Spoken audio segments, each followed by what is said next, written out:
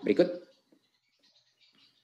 Nah, poin kedua adalah untuk PAUD dan SD, kami di Kemdikbud mempersiapkan modul-modul spesifik yang bisa dijalankan oleh guru dan orang tua secara independen di rumah dalam masa kondisi PJJ ini.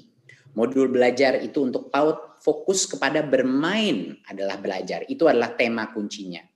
Agar ini lebih meningkatkan psikososial, meningkatkan kesenangan berbelajar di rumah, dan menurunkan kebosanan yang sering terjadi sekarang bagi anak-anak PAUD kita.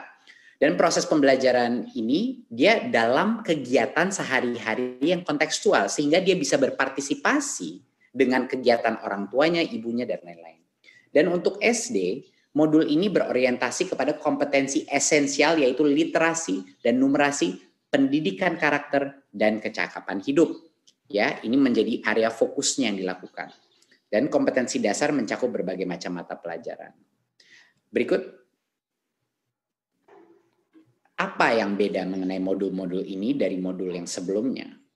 Yang beda adalah modul ini secara jelas memberikan pendampingan sangat spesifik untuk guru yang menjadi pembimbing aktivitas di rumah ini. Dan lebih penting lagi adalah modul pendamping orang tua.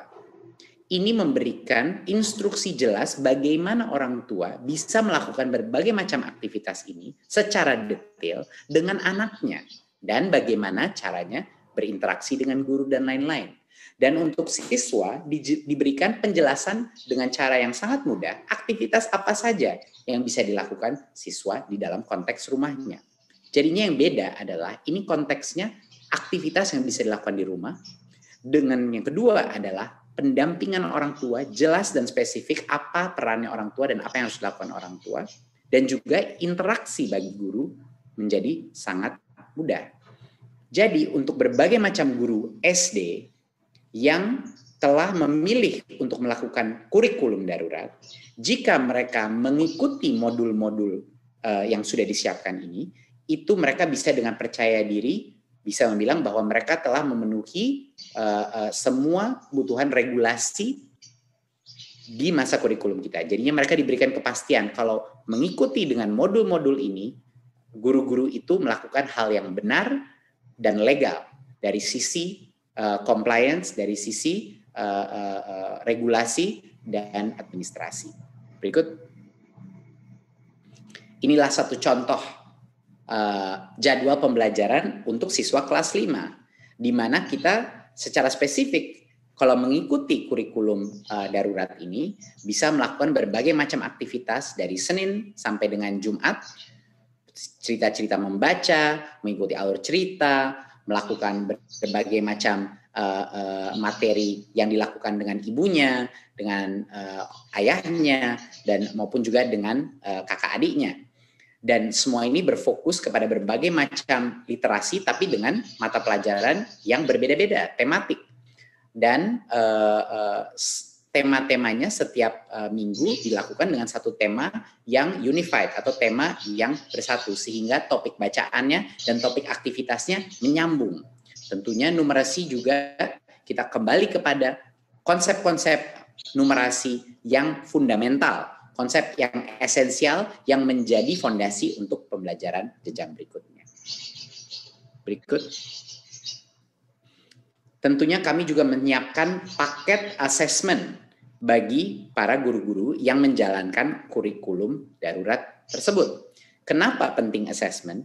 Karena guru-guru harus mengetahui di mana level anak-anak mereka pada saat ini, seberapa jauh ketertinggalan mereka di dalam standar pencapaian, dan dari situlah guru-guru bisa melakukan segmentasi dan bisa memberikan bantuan khusus, bantuan dan waktu yang khusus untuk para orang tua dan murid yang lebih membutuhkan. Jadinya ini paketnya beserta dengan asesmen literasi dan numerasi untuk menjadikan bimbingan bagi guru untuk mulai di level mana modulnya dan juga siapa siswa yang paling membutuhkan bantuan dia.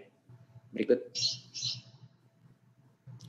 Untuk mendukung kesuksesan ini di masa pembelajaran di masa pandemi COVID-19, pemerintah juga melakukan relaksasi peraturan untuk guru.